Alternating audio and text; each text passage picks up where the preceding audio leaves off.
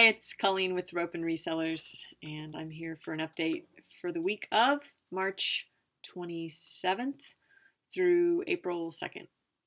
And I'll just jump right in and do the numbers. First up was this Carnival prize horse. If you don't know what those are, in the 40s, 50s, and 60s, they gave away these little metal statues. Sometimes they were horses, sometimes they were little wagons. They were usually Western themed.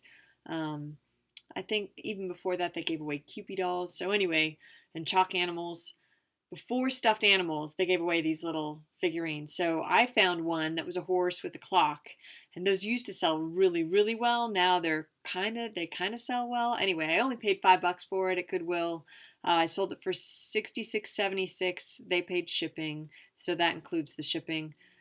Costs of selling eBay, PayPal, and shipping was $33.11, and so that was a total profit of $28.65, and that took 5 months to sell, so that's kind of semi-long tail. Next up was this lot of size 6 little girls' dresses that were my girls, and my youngest is now almost 10, so it took me a while to list them. I really don't like listing kids' clothes anymore. It's a lot of work to put them all together, and unless it's just one really nice outfit, I generally do not sell them as a lot very much, unless they're, gymboree's done. That's not a thing anymore. And that's the other thing. My kids are so old now that their stuff that was cute when they wore it when they were cute, because now they just wear jeans and t-shirts. It's not in fashion anymore, and the moms don't want it, and I don't blame them. So anyway, that sold for $23.74. I had my store on sale, various things, sometimes 5%, sometimes 20%, depending. It didn't cost me anything because my kids wore them, and cost of goods and shipping, $9.18 for a total of $14.56. Next, I sold this deck of politicards. They were playing cards, and they had different political figures on them, Nixon and Spiro Agnew and all those people from 1971. I paid $1 for that at an estate sale. I sold them for $9.49. That included shipping. Cost to me, PayPal, eBay, shipping, $4.20 for a total profit of $4.29, and that took 5 months. Also kind of long tail. Next up was this big mistake that I will never buy again, because now I know. American Girl jacket. They used to sell really well. In fact, I used to sell, if I would find them, I'd be excited because it was $100. No problem. Well, they made too many of them, or nobody wants them anymore. But nice wool varsity jacket, had a big star on the back. It's cute. It was a larger size, extra large. I paid $15 for it at the Goodwill, thinking, okay, I'm going to clear 100. It's going to be great. It was one of those ones where I sold it before, but it's been a couple years, so I didn't think that I needed to look it up. And when I did and I got it home, I realized my huge mistake. I didn't take it back. I don't know why, but I ended up selling it for $28.49.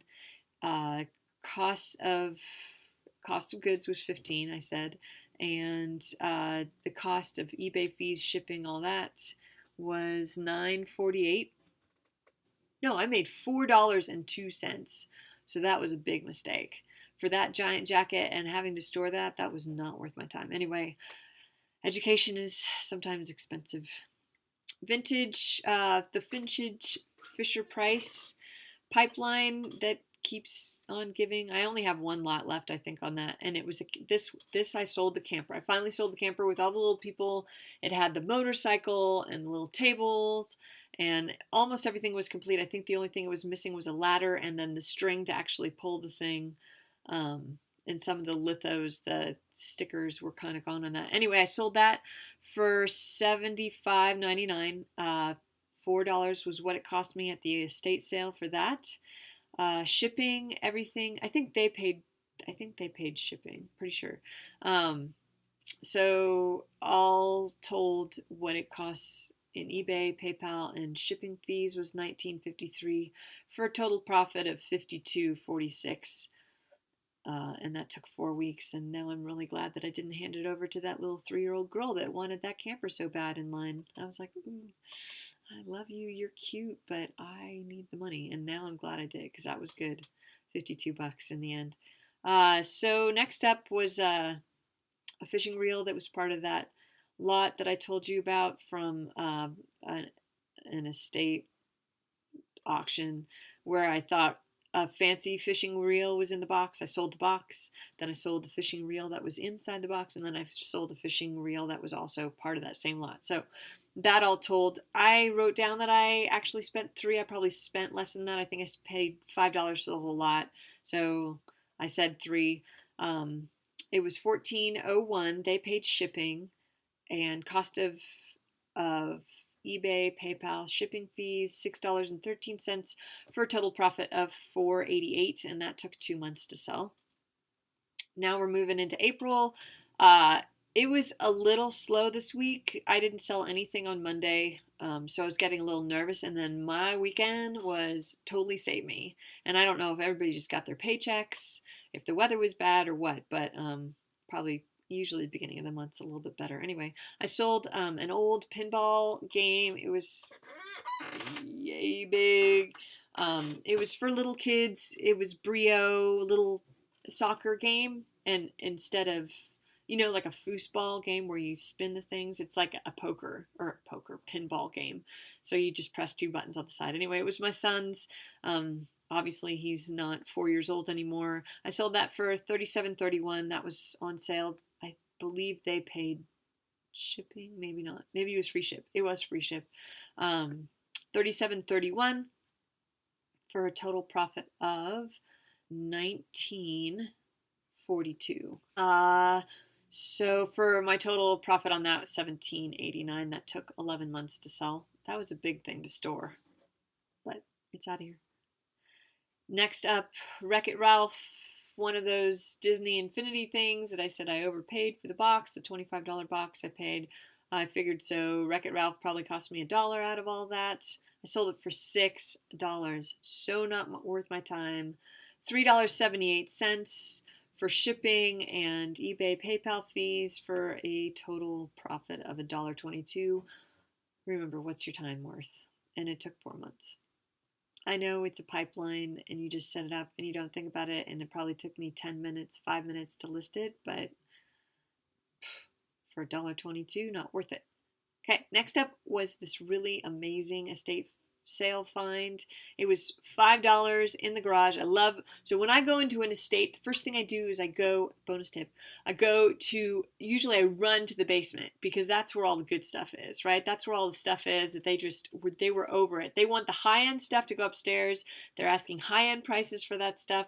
Downstairs, they're like, here's all the stuff that they kept in boxes they didn't really care about. They moved from one house to another, and the estate people are just over it by that point. They've done the main level and usually an upstairs with bedrooms and all that stuff and everything in the closet, and so the bargains for most of the companies around here are in the basement and in the garage. Now sometimes there's high-end stuff in the garage and they pay a little more attention to it, but for the most part, go to the basement, go to the garage, you're going to find good stuff. So I'm starting to leave the estate sale. I'm like, ooh, they had the people collecting the money out in the garage. I went out there, found this amazing, like, Kojak, whatever that, Columbo, like those old 70s things my mom and dad used to watch. They stick the light, they're the deputies and they're not a regular TV person, and so they stick the light on top of their car and the light's going. Anyway, this is one of those. You stick it on top of the car, it's metal, it's got all these magnets. It wasn't working. It had like a cigarette lighter plug in it, and anyway, I found it. It was $5. I sold it for $115.99. It took a little while to sell. It took 4 months. But I'll take it. Thank you very much. $27.46 was my cost for a total profit of $83.53. So that was my home run for the week. Next up, I had some women's Hudson Jeans. The girl that sold them to me for $1, so I shouldn't complain. She's like, oh, these are really expensive jeans. I paid $100. I never wore them, and they were brand new without tags. I sold them for $27.99. They were on sale. Cost of everything, eBay, all that was $16.49. I don't think that's right. For a total profit of $10.50. Why was that so expensive? I'll have to revisit that. I don't think that's right. And the last thing was this Alexander Henry fabric. It's a designer fabric. It has the name and the selvage. It's from 2005. It's called Bangle Dot. I bought it at a garage sale for $1. It was a yard, and sold it for $10. $4.26 was my cost to ship, eBay, PayPal, for a total profit of $4.74. So all told, I in the yellow below on this spreadsheet, it shows the 2 weeks because it spanned over 2 months. So adding all that together, $415.77 is what I tell my husband I made. $36 cost of goods. Most of that was that American Girl jacket that I will never buy again. $153.03 are my totals for shipping and eBay, PayPal fees, for a total profit of $226.74. Not bad. I try to do over 200 per week take home after everything. So anyway, my tip for the week, really short and sweet, is if you're starting to get burnout and it's the doldrums. I know for us, we haven't had our spring break. That's coming up in a couple weeks. And sometimes I get all excited and motivated to watch all these girls selling cool vintage fashions, and they're making, hundreds, if not thousands every week selling fashion clothes. Well, number one, fashion clothes, there's not a lot here in Montana. We do have a university, but most of the kids are from Montana, so they don't really care about anthropology and all that. So you don't see that in the thrift stores all that much here. And honestly, I don't care about fashion for 20-year-olds. So it's not what motivates me. It's not what I like to sell. I love kitsch. I love 1950s. I would sell toothpick holders and fondue pots all day long. That's what I love. And not necessarily just kitchen stuff.